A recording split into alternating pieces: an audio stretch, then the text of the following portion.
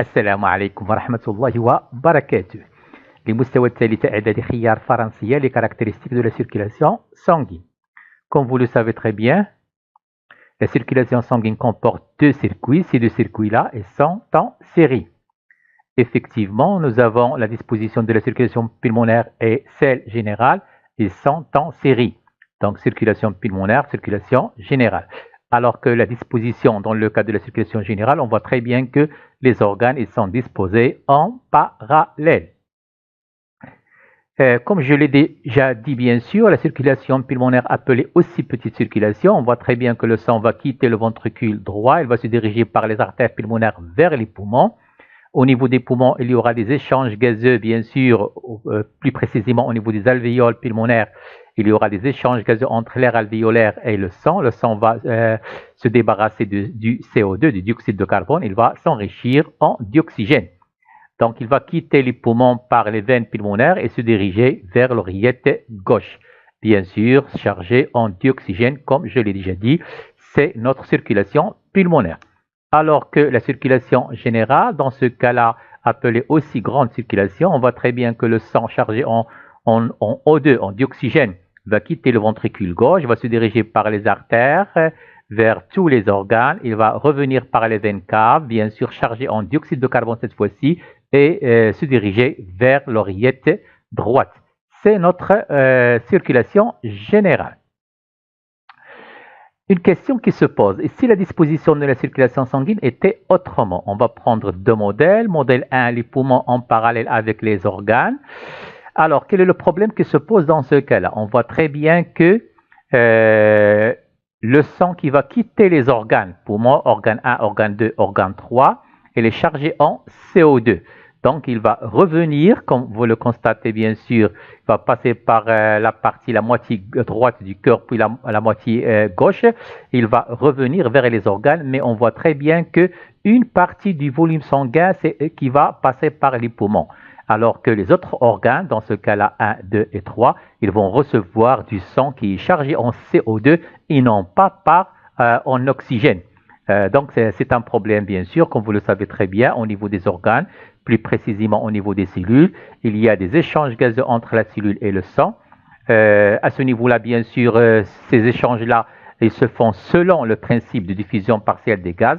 Dans ce cas-là, bien sûr, le sang qui va arriver au niveau des cellules, il sera chargé en CO2. Peut-être la teneur en CO2 il est plus élevée dans le sang que dans la cellule. Et dans ce cas-là, on va voir que le CO2 va passer du sang vers la cellule et non pas l'inverse de la cellule vers le sang. Donc, c'est un problème. Ce modèle-là, il est faux.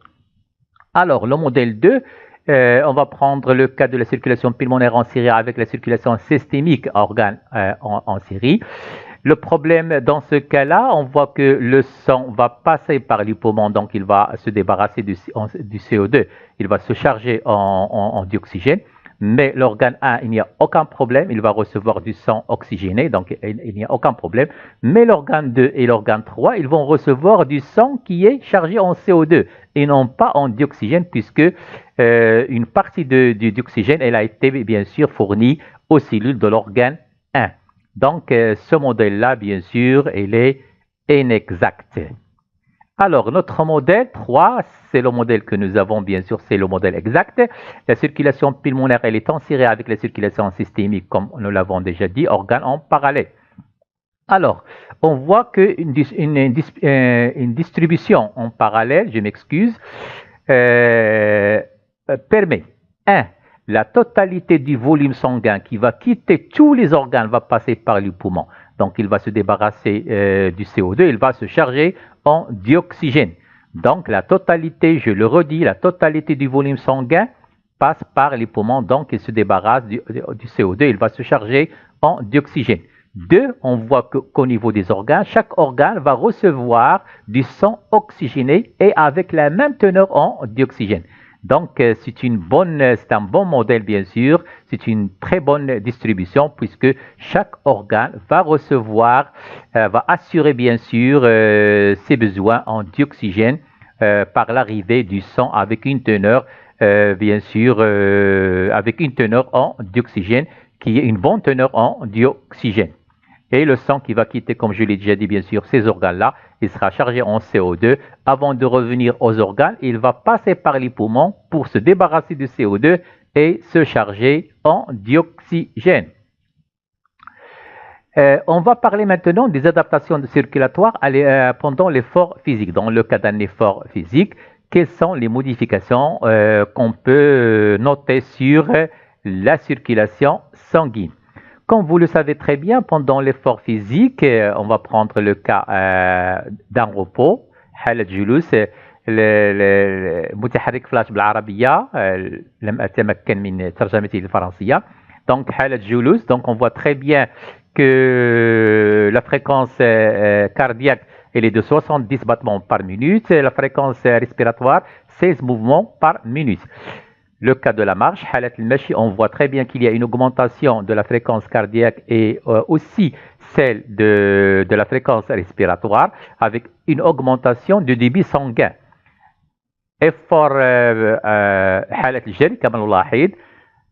vous remarquez avec moi que la fréquence cardiaque elle atteint les 200 mouvements par minute. Alors que 200 battements par minute, je m'excuse, alors que la fréquence respiratoire, il atteint 40 mouvements par minute, alors que le débit sanguin, il atteint 25 litres par minute. Effectivement, une augmentation de la fréquence cardiaque pendant l'effort, 2, augmentation de la fréquence respiratoire, comme nous l'avons observé, et 3, une augmentation du débit cardiaque. Je m'excuse. Donc, comme nous l'avons déjà montré, une autre remarque, comme vous le constatez, les besoins des organes, même au repos, ils ne sont pas les mêmes. Le cerveau a besoin uniquement de 0,7 litres par minute, les viscères et les autres organes 3 litres par minute, la peau 0,3 et les muscles 1. Le débit sanguin, au repos, le débit cardiaque, je m'excuse, comme nous l'avons déjà noté, il est de l'ordre de 5 litres par minute. Alors que pendant un effort, on observe bien que notre débit cardiaque il passe à 25 litres par minute et on voit très bien que le débit sanguin au niveau des muscles, il passe de 1 litre par minute à 21 litres par minute. Il donne une très forte augmentation de débit sanguin au niveau des muscles. Les muscles, les cellules musculaires, ils ont besoin d'un apport considérable en dioxygène, puisque, comme vous le savez, un petit rappel bien sûr, le dioxygène va réagir avec le glucose. Donc, un petit rappel de la réaction. Une molécule de glucose, C6H12O6 plus 6O2, va produire 6CO2 plus 6H2O avec une libération d'énergie. Cette énergie-là sera utilisée par les cellules musculaires pour effectuer les mouvements. Effectivement, on constate qu'il y a une augmentation du débit cardiaque de 5 fois. Alors,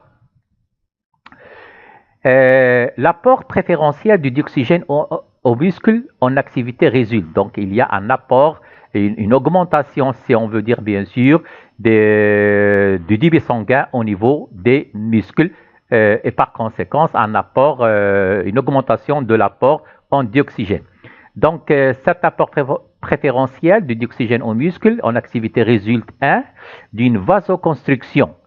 On constate dans le cas de tous les organes, autres que les muscles, on voit très bien qu'au niveau des artères de ces organes-là, il y a une diminution du volume du sang qui entre dans chacun de ces organes. Alors qu'au niveau de l'artère qui arrive aux muscles, bien sûr, on constate qu'il y a une vasodilatation au niveau des artères, des muscles, avec une augmentation du volume du sang qui entre dans les muscles.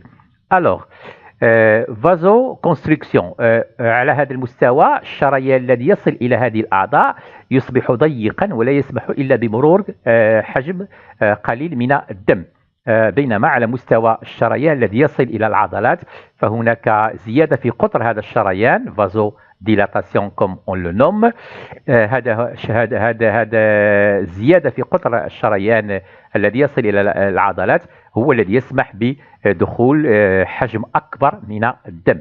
لذلك كما لاحظنا سابقا بطبيعة الحال الصبيب الدموي على مستوى العضلات يرتفع من 1 لتر في الدقيقة إلى 21 لتر في الدقيقة. Donc l'explication se fait par une vasoconstriction et une vasodilatation. Pour bien comprendre ces deux phénomènes, bien sûr, on va prendre les deux cas. Donc, nous avons un muscle au repos, donc il est inactif. On va voir ce qui se passe. Dans ce cas-là, il y a une vasoconstriction, muscle lisse contracté. Donc, le volume du sang qui passe vers les muscles, c'est un volume qui est plus bas, si on veut dire, bien sûr. Donc, voyons ce qui se passe. Voilà. Effectivement, il y a passage du sang vers les muscles. Il va fournir, bien sûr, aux cellules musculaires le dioxygène. Il va les débarrasser du CO2. Mais, vous allez le remarquer, bien sûr, dans le cas d'un effort, quand le muscle devient plus actif, on voit qu'il y a une vasodilatation. On le voit très bien. Voilà. Je vais recommencer. Donc, le cas du repos, donc le muscle il est inactif, il y a une vasoconstriction, donc un volume sanguin qui est faible, si je peux dire, bien sûr, qui entre dans les muscles. Mais une fois le muscle devient actif, voilà, on voit très bien qu'il y a une vasodilatation. Je recommence, voilà. Il y a une augmentation du diamètre de l'artère qui arrive au muscle, ce qui permet bien sûr chez le يسمح بدخول حجم أكبر, un volume plus grand si on veut dire, plus important, un volume sanguin plus important vers les cellules musculaires pour leur fournir le dioxygène dont ils ont besoin en activité, sachant que, comme je l'ai déjà dit auparavant, le dioxygène permet bien sûr la libération de l'énergie à la suite d'une réaction bien sûr avec le glucose. J'ai déjà parlé de cette réaction. Merci.